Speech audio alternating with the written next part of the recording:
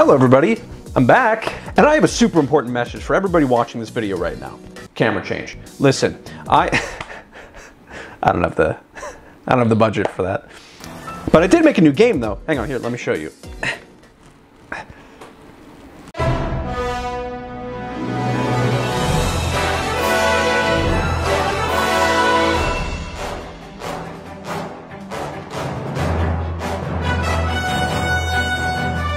So in order to actually get a feel for what I was going to do, I had to go and play the original game, which is a lot longer than I remember. That's in the game? But anyway, first things first, I had to set up all the animations for Link. And pretty early on here, I decided to take a bit of creative liberty and allow a lot of animation canceling. Now, when I first had the idea to do this remake, part of the reason I wanted to do it was I got these new Wiimotes off of Amazon. I ordered them because I was like, oh, I can like swing around the sword in Engine, and I can make that work. And I was gonna set up my old like Wii, you know, and plug it in, and maybe like, you know, set up some candles or something. But I realized all of it was a pretty bad idea when I didn't do it. So instead of that, yeah, I just made it work like normal. Outside of that, though, honestly, this first part was pretty boring. So I decided to start setting up the horse. Now, it turns out that the original horse model from the game was blocky. So I decided to try and smooth it out a little bit in Blender, which made some parts look pretty good and other parts... But hey, the basic player character functionality is done, so that's cool. And you can lock on to enemies too, which is, you know, pretty straightforward. I mean, you just press the button and you lock on. I mean, it's just... I went ahead and put them in a new environment too, which is just actually the sample showcase map from an Unreal Asset pack, which made me feel like the game was done. But, no, it wasn't. So then I actually started to make the map of Hyrule Field, which is really big. And then I decided to add some foliage. Sorry, I just thought I heard the cry of 1,000 GPUs. It was about this time that I realized I should set up proper animation blending trees, which let you, wait for it, blend between animations. I know, what a plot twist. So after that, I went back to making more of the map, which is going to start becoming a trend. Nah, I think this looks good enough though, honestly. Build it, ship it, done. Nah, just kidding. I don't work in AAA anymore. And I never will again. But I did end up making an actual build of the game here, and it runs pretty slow. And so instead of that, I just decided to press the magic button to make it run well. That's it. I mean, that's not really it. I turned off foliage shadows and reduced the draw distance, but that's pretty much it. But that is unacceptable. I want to have those features on while having good performance. Now, I wish I could say that I just sat here and figured it out all on my own, but the truth is that I found this random video by this random British guy on YouTube. I'll put a link to his channel in the description. But there was just a couple of config settings that I changed that I've never heard about. So, you know. And now it works. So now this looks a little good, other than the terrible lighting, so it's time to start adding in some enemies. I want to give a big thanks here to Avatarus, the guy behind the Twilight Legends project, because without him I would not have figured out how to get all of the models and animations I needed from the original game. He helped out big time with all of that stuff. Which means that I have my first semblance of gameplay implemented here.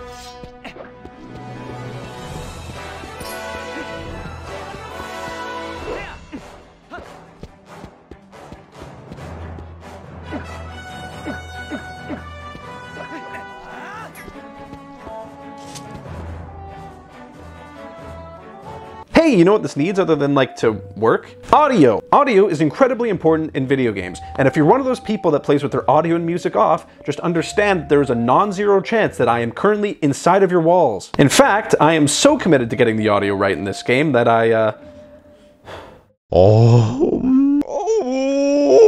there were a lot of unsorted audio files to go through. And hey, speaking of odd game assets, it turns out that the pipeline for getting animations out of a 20-year-old, almost 20-year-old, game is pretty difficult and very screwy. So then I had to go through and touch up just about every animation in the game manually. After all that, I imported the new and improved animations from Blender into the engine, and then some of them were still broken. I don't know, this one was. So then I fixed that one, and then I re-imported it again, and then, you know. But after finally doing it one more time, I had a horse that worked mostly. I mean, if you can ignore that Link is like trying to fall through the horse, it's fine. It works. Also, while I was coding the gameplay, I just felt like adding in this slow-mo effect on hit. I don't know if it's actually cooler than it is annoying, but I left it in. It's pretty neat. I don't know.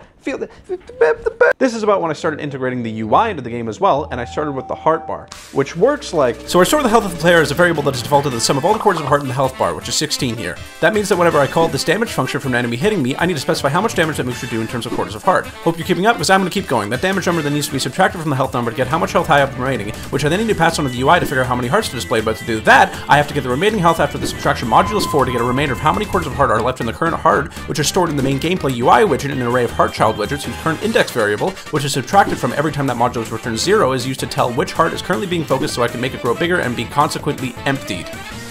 Woo!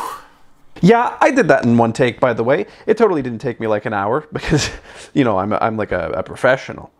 So anyway, that's the way the health bar works. The other UI stuff is pretty simple. It's a pause screen.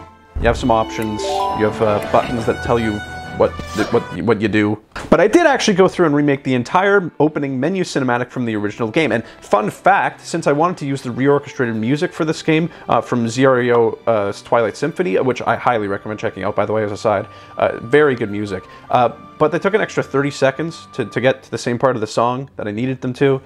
So I had to improvise a bit.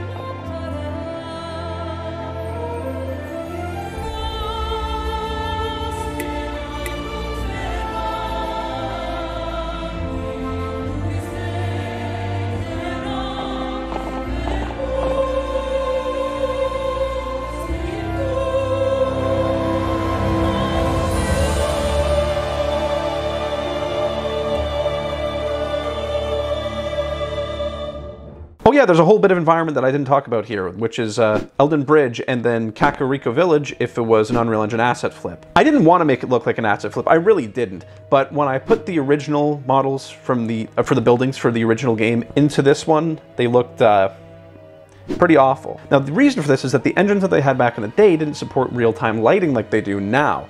And so what that meant was that they had to bake the lighting. Anyway, nobody cares. Point is, old models look bad, these models look good even if it's not the same. I thought it looked better. So now that Kakariko Village was just an odd-looking western town, I went through and had to add in the whole area around the Bridge of Eldin. Now the bridge itself was a whole different story. I wanted to get this as accurate as possible to the game, so I ended up using the model, actually from Smash Bros, which was pretty much the exact same one. I actually think they might have used the same one on their end. And so I tried to do a bunch of projection mapping and whatnot to get the textures to look a little bit better, but you know, there's a limited amount I can do. This is honestly probably the part of the game that I was the least happy with, but sometimes you gotta work with what you got. With those last environment pieces being done though, all I had left to do was code the King Bulbin fight at the end. The AI here is actually pretty simple. All he does is cycle through his moves until he gets to half health, and he falls down for a bit, and then does it again. It's pretty much exactly like what they did in the original game. Except, unlike all the other enemies in this game, the King Bulbin doesn't ragdoll when he dies. He just flies towards a set location because I also remade this cutscene.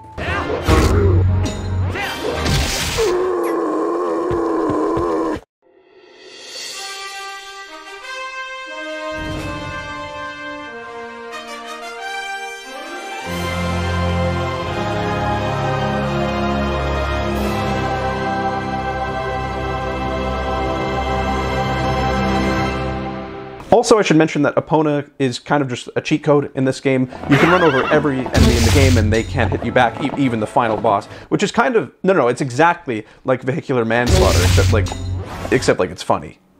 And that's about it for me, I think. You should like and subscribe and stuff, because there still is that non-zero chance I'm in your wall. But anyway, that's it. Bye-bye.